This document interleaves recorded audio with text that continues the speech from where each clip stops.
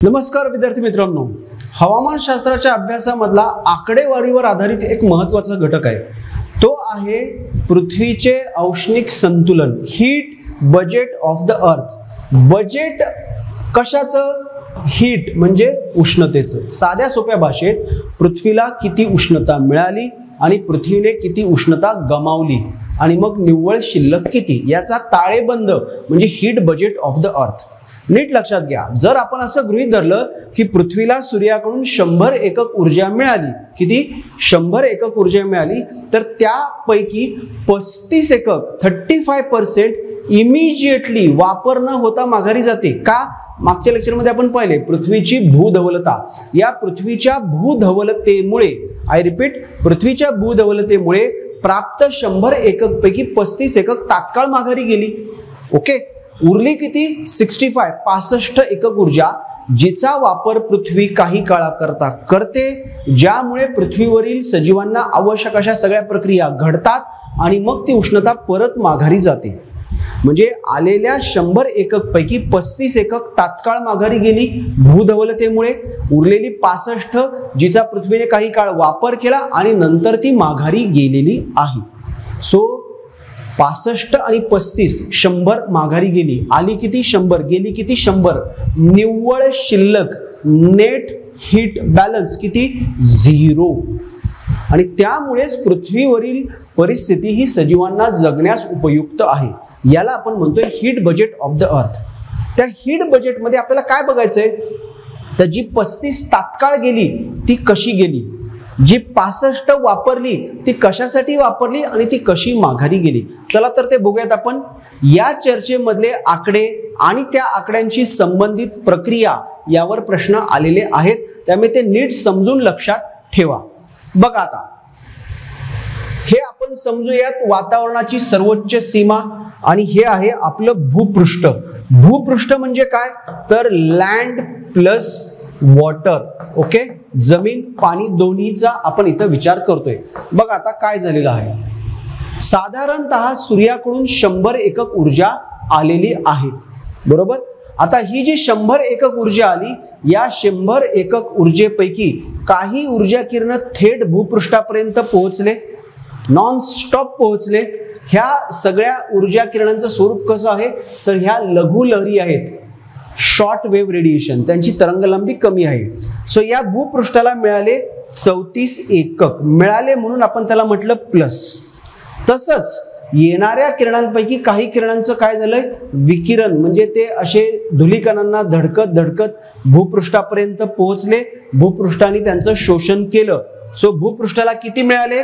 विकिरणाद्वारे मिळाले 17 एकक, डायरेक्ट मिळाले 34, विकिरणाद्वारे मिळाले 17 एकक।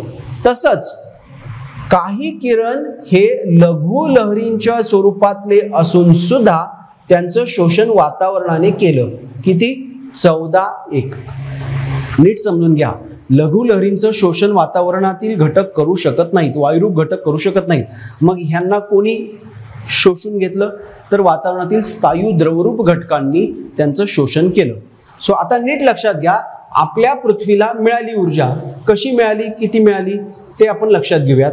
भूपृष्ठाला मिळालेले आहेत डायरेक्ट 34, विकिरणाद्वारे मिळाले 17, वातावरणाला मिळालेले आहेत 14। ओके, सो टोटल झालं 65 हे भूपृष्ठाला मिळाले। आता जी वापर न होता परत गेली ती कोणती, ती कशी? बघा, ह्या लघु लहरी वातावरणात आल्या, सूक्ष्म स्थायू कणांना धडकल्या, त्याचं विकिरण झालं आणि विकिरणाद्वारे गेली माघारी। माघारी गेलेले आपण तात्काळ माघारी गेलेले आपण निळ्या रंगात दाखवतोय, 6 एकक माघारी गेले। येणारी किरण ढगांवर पडली, ढगांवरून त्यांचं परावर्तन झालं, काही किरणांचं भूपृष्ठावरून परावर्तन झालं आणि ढगावरून परावर्तित होऊन माघारी गेले -27 आणि भूपृष्ठावरून परावर्तित होऊन माघारी गेले -2। सो टोटल किती माघारी गेले? -29।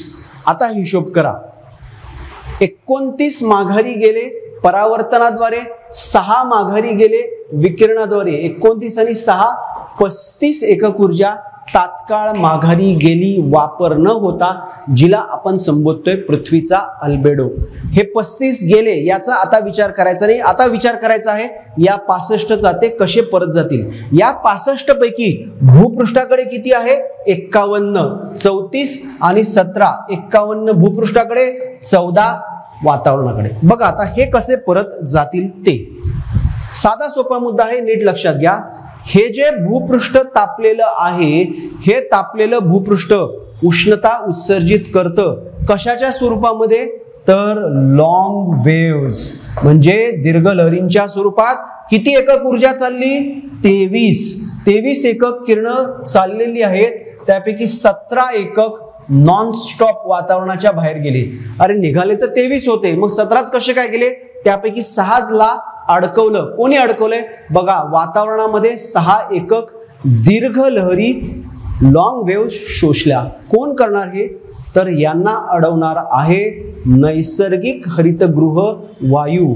आणि हा 6 एकक जी ऊर्जा वातावरणात अडवली गेली, कोणत्या स्वरूपाची? भूपृष्ठाकडून परत जाणाऱ्या दीर्घ लहरींच्या स्वरूपातली. ती ऊर्जा अडवली जाण्याची प्रक्रिया म्हणजेच काय? नैसर्गिक हरितगृह परिणाम. पुढे बघा, हे भूपृष्ठ तापलंय, त्याच्या लगतची हवा तापली, प्रसरण पावली, हलकी झाली, वर गेली, वरची थंड हवा खाली आली. आणि अशा प्रकारे या भूपृष्ठाकडची हवा कुठं जायला लागली? वातावरणाकडे जायला लागली. कशाने जायला लागलेली आहे? तर याला आपण म्हणतोय अभिसरण प्रवाह. हे नीट लक्षात घ्या. या अभिसरण प्रवाहाद्वारे भूपृष्ठाने गमावले किती? 9. पण ते मिळाले कोणाला? मिळालेले आहेत वातावरणाला मिळाले. म्हणजे बघा, नीट लक्षात घ्या, वातावरणाला इथे हरितगृह परिणामाद्वारे मिळाले 6, अभिसरणाद्वारे मिळाले 9. पुढे बघा, आता जिथे कुठे पृष्ठभागावर पाणी आहे त्या पाण्याचं झालं बाष्पीभवन. आणि बाष्पाच्या स्वरूपात भूपृष्ठाने गमावले 19 एकक. हे बाष्प वर चाललंय वातावरणात, त्या बाष्पाचं झालं सांद्रीभवन. बाष्प थंड होऊन जलबिंदू तयार होतात, सांद्रीभवन होतं. आणि त्या सांद्रीभवनादरम्यान या वातावरणाला मिळालेले आहेत 19 एकक. आता नीट हिशोब करा. भूपृष्ठाने गमावले 23. कशाद्वारे? दीर्घलहरी. अभिसरणाद्वारे 9 गमावले आणि बाष्पीभवनाद्वारे 19 गमावले. त्यापैकी 17 नॉनस्टॉप बाहेर गेले. उरलेले 6 हरितगृह परिणामाद्वारे, 9 अभिसरणाद्वारे आणि 19 सांद्रीभवनाद्वारे वातावरणाला मिळाले.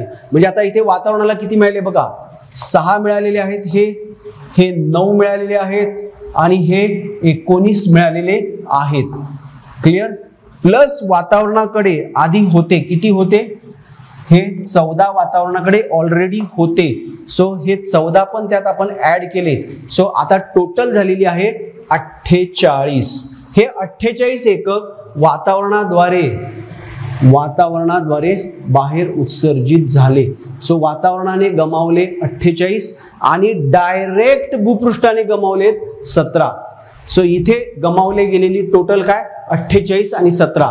सो टोटल 48 आणि 17ची केली तर होते ती 65 गमावले. क्लिअर? किती गमावले? 65 गमावलेले आहे. सो अशा प्रकारे पृथ्वीला जेवढी ऊर्जा मिळाली तेवढी जशी तशी पृथ्वीने परत केलेली आहे. No corruption, no fraud. Clear? आणि या कारणामुळेच पृथ्वीवरचं तापमान हे स्थिर आहे, की जे सजीवांना पोषक पातळीत स्थिर आहे. आणि म्हणूनच पृथ्वीवर काय आढळते? सजीवांचं अस्तित्व.